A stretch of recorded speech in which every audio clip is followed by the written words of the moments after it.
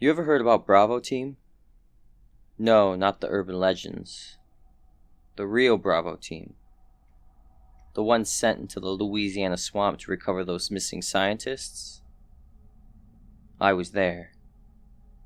I was one of the lucky, or maybe unlucky, few who came out alive. Let me tell you what really happened. We got the call at 4 a.m. A group of researchers working deep in the Atchafalaya Basin had gone dark. No comms, no GPS signals, just radio silence. We were told it was likely a technical failure, maybe a swamp accident. Our mission was simple: find them, bring them out, and if necessary, secure any sensitive materials they'd been working on. It was standard OP stuff. At least, that's what we thought. We touched down on the edge of the basin in a Blackhawk just after dawn. The air was thick and humid, the kind of humidity that makes it hard to breathe. Like the swamp itself didn't want you there. Our boots sank into the mud with every step. And the smell? God, that smell. Rotting vegetation, stagnant water, and something else I can't quite put my finger on. Captain Davis led the squad. 6 of us, all armed to the teeth. M4 carbines, night vision goggles, thermal scopes, the works. We weren't expecting trouble, but you don't go into unfamiliar territory unprepared. The swamp was alive in every sense of the word. Frogs croaked, insects buzzed, and the occasional ripple in the water made you glance over your shoulder. But as we moved deeper, the sounds began to change. They weren't natural anymore. Low guttural noises echoed through the trees, like something massive was breathing just out of sight. We found the first sign of the researchers about 3 clicks in. A small camp half submerged in water. The tents were shredded, equipment scattered, and blood streaked the ground. No bodies, just blood. A lot of it. Davies made a remark that sent shivers down my spine. This wasn't gators. It was something else. We spread out searching for any clue about what had happened. That's when Hernandez, our comms guy, found it. A mangled boot, half buried in the mud. Inside was, well, let's just say the foot wasn't attached to anything anymore. Ramirez shouted left, snapping his rifle to his shoulder. We all froze, scanning the dense undergrowth with our weapons. Something had moved out there, but it was gone now. The swamp had swallowed it whole. It hit us just as night fell. The swamp transformed under the cover of darkness. The shadows deepened, and the water seemed to ripple even when nothing was moving. The oppressive heat didn't let up, but the air grew heavier, like we were breathing through wet cloth. We were setting up a perimeter when it struck. The first screen came from Perez, our youngest. 1 second he was securing the south side, the next he was gone. Dragged into the water so fast we barely had time to react. I'll never forget the look in his eyes as he disappeared beneath the surface. We opened fire, lighting up the water with muzzle flashes and tracer rounds. But it didn't matter. Whatever had taken Perez was gone, leaving nothing but ripples and a red smear on the surface. By morning we were down to 4. Hernandez was gone too, pulled out of his sleeping bag during the night. We didn't hear a thing. That's the scariest part. These things moved silently, like the swamp itself was helping them. It wasn't until midday that we finally saw one. Ramirez spotted it first, crouched low in the reeds about 20 meters out. It was massive, at least 8 feet tall, hunched over on powerful clawed legs. Its body was covered in slick reptilian scales that glistened in the sunlight. But its face, it looked almost human. Not fully, but enough to make your stomach churn. And it wasn't alone. Through the thermoscope, I counted at least 5 more lurking just beneath the surface of the water. "We're being herded," Davies muttered, his voice barely audible. "They're pushing us deeper." He was right. Every path we took seemed to lead us further into the heart of the swamp. The beasts didn't attack us outright. Not yet. They were smart, using the terrain to their advantage, steering us like cattle towards some unseen destination. By the time we realized what was happening, it was too late. They struck in unison, bursting from the water and the trees with a ferocity that's hard to put in words. One of them grabbed Ramirez, its jaws clamping down on his torso like a vice. He didn't even have time to scream. Davis and I fought like hell, unloading clip after clip into the creatures. They bled, sure, but it wasn't enough. For every one we wounded, 2 more seemed to take its place. In the chaos, I got separated from Davis. I ran, blind and desperate, deeper into the swamp. I don't know how long I ran. Minutes, hours, maybe. But eventually the sounds of battle faded. The swamp grew quiet again, but it wasn't a comforting silence. It was the kind that made your skin crawl. I found a small, elevated patch of land and climbed up, clutching my rifle like a lifeline. That's where I stayed until dawn, too scared to sleep, too exhausted to move. When the sun rose, the beasts were gone. The swamp looked almost normal again, as if nothing had happened. A rescue chopper picked me up later that day. I was the only one they found. They debriefed me for hours, trying to make sense of what I'd seen. I told them everything. The researchers, the blood, the beasts. But they didn't believe me. They chalked it up to stress, hallucinations, maybe even swamp gas. But here's the thing. A week after I got back, I found something in my pack. It wasn't mine. A small wet scale, black and iridescent, like it had been plucked straight from the swamp. And sometimes late at night, I swear I hear those guttural noises again. Not outside, but in my head. Like they're still out there waiting. Watching. You can believe me or not. It doesn't matter. But if you ever find yourself in a Chafalaya, do yourself a favor. Don't go looking for Bravo Team. And if you hear something moving in the water, don't look back. Just run. I've served on the USS Blackwater for 6 years, and I've seen my fair share of strange things out in the deep ocean. But nothing, not the drills, the deployments, or even my own nightmares, prepared me for the night we met the fog. It started with a sound, not a roar or a scream, but something low and deep, like the groan of steel under pressure.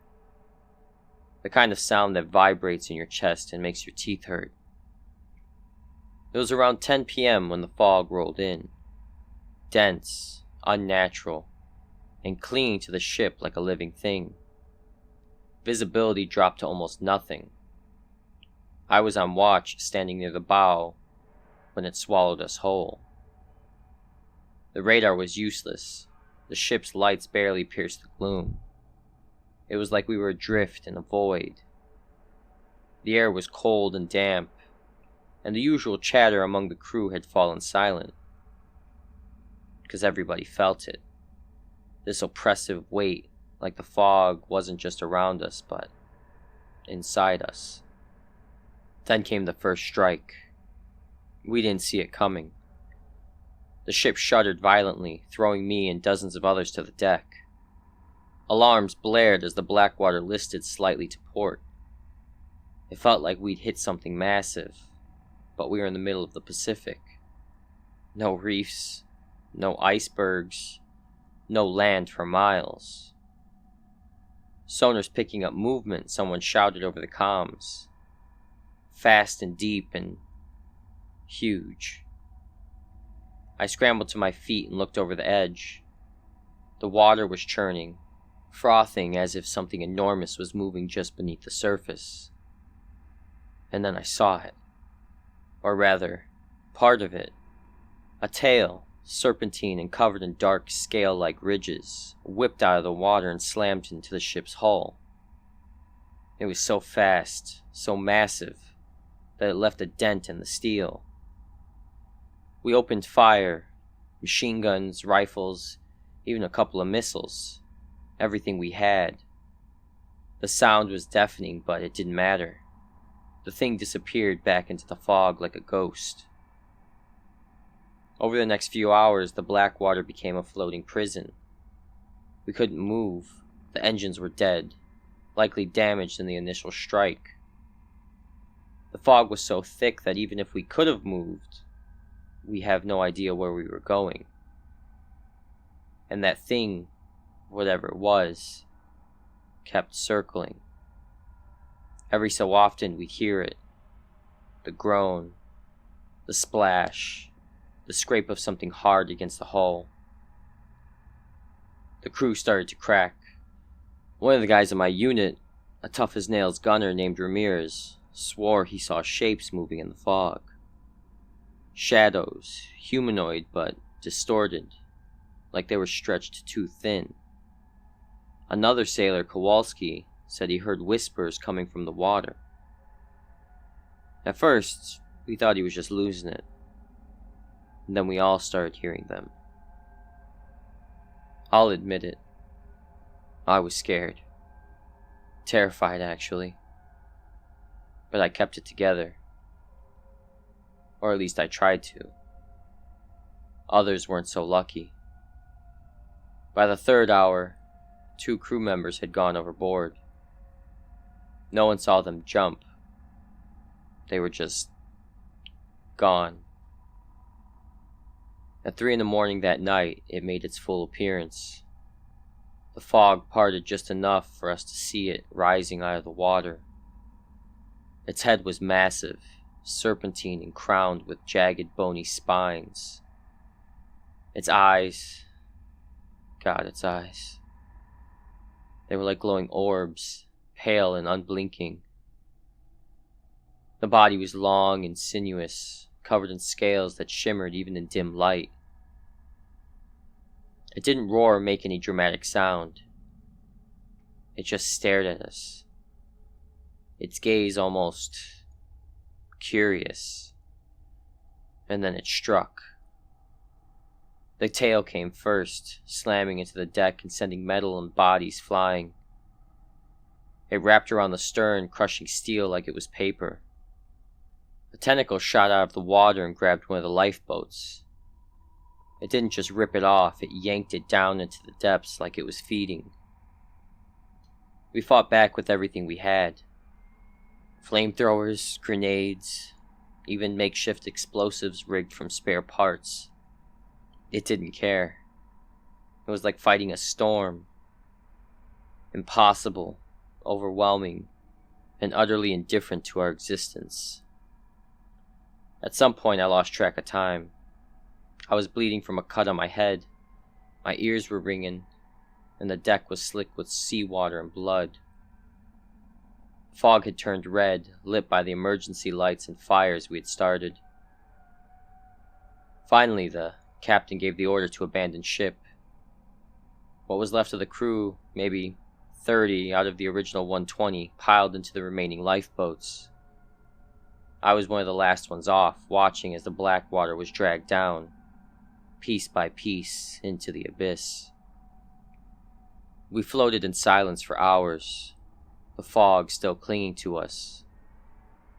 When dawn finally broke, the fog began to lift, revealing nothing but open water. No sign of the black water, no sign of the creature. We were rescued later that day by a passing cargo ship. When we told them what happened, they didn't believe us. Hell, I wouldn't have believed it either if I hadn't seen it myself. But here's the thing. A week after we were rescued, I started hearing whispers again. Not in the water this time, but in my dreams. And sometimes when the fog rolls in, I swear I see those glowing eyes, watching me from the shadows. They say the ocean is vast and unexplored. Maybe some things are better left that way. You ever see a mountain move? I don't mean an earthquake or a landslide. I mean a mountain. Solid, ancient, unyielding, getting up and walking. No? Then count yourself lucky. Because once you do, your life is never the same. I was part of the team sent to investigate the disappearances in the Blackstone Range. A group of engineers had been working up there, setting up seismic monitors for a mining company. Their last transmission was static, followed by a single garbled word: alive. The Blackstone Range is remote, isolated even by military standards. It's a jagged, barren stretch of peaks that looks like it was carved by the hand of an angry god. Our team of 6 was flown in at dawn, armed with everything from thermoscopes to explosives. Command had told us this was a routine op. Find the engineers, secure the equipment, and report back. Nothing we couldn't handle. But even from the start, something felt off. The air was thin, colder than it should have been for late summer. The wind howled through the valleys like a living thing, carrying whispers that made your skin crawl. The mountains themselves seemed alive, their jagged peaks looming over us like sentinels. And then there was the quiet, too quiet. No birds, no animals, not even the distant rustle of leaves.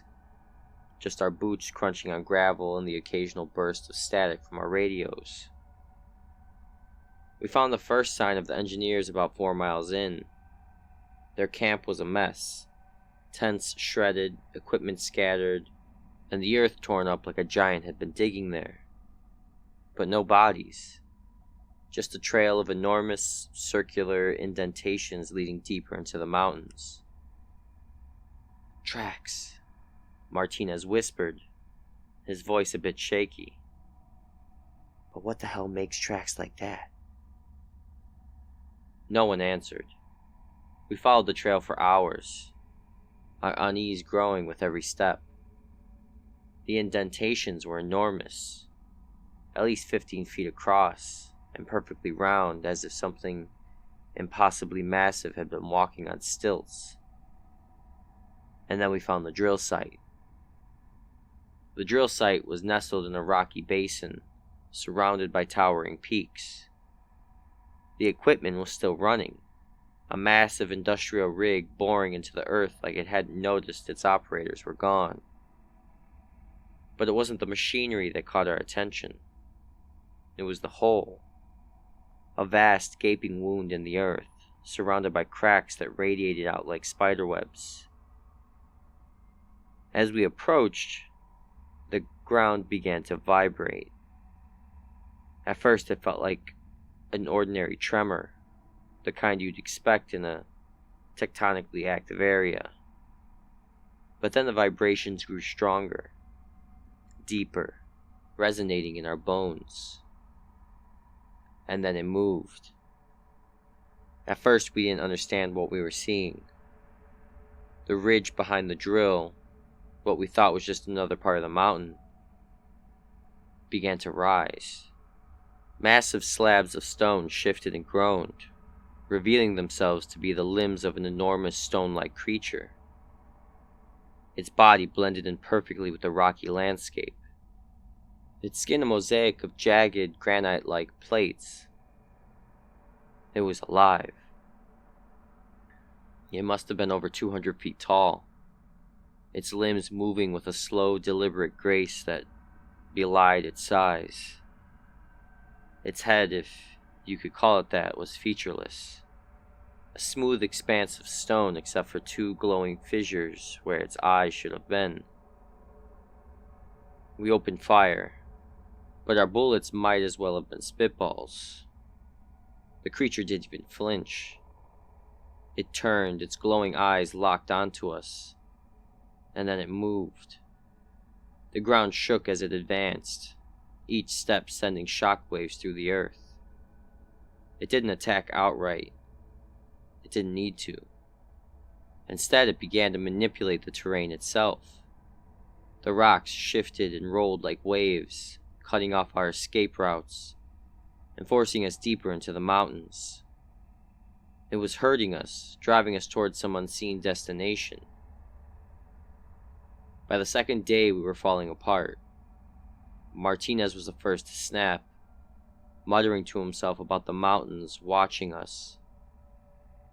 Then came Kowalski, who swore he saw faces in the rocks, their mouths moving in silent screams. Even Davis, our unshakable leader, started showing cracks, his hands trembling as he clutched his rifle. The creature didn't make a sound as it hunted us, but we felt its presence constantly. The air grew heavier, the shadows longer, and every so often we'd hear the rumble of shifting stones, a reminder that it was still out there waiting. On the third night it struck. We had taken shelter in a narrow canyon, hoping the walls would protect us. But the creature was smarter than we'd given it credit for.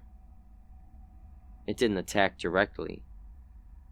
Instead, it caused a landslide, blocking the entrance and trapping us inside. That's when it appeared, towering over the canyon like a god of stone and earth. It didn't move quickly. It didn't need to. Its massive hand, if you could call it that, reached down, crushing Martinez and Kowalski like ants. The rest of us opened fire, our weapons useless against its impenetrable hide. I don't remember much of the escape, just running, blind and desperate through the dark. I don't know how I made it out, but when I finally stopped, I was alone. They found me 3 days later, half dead and babbling about living mountains. They didn't believe me. They said the seismic activity had caused a landslide, wiping out the team. Case closed. But here's the thing. A week after I got home, I started noticing something strange. Little tremors, barely perceptible, shaking my house at odd hours. And when I close my eyes at night, I can still feel it. The rumble of shifting stone, the weight of its gaze.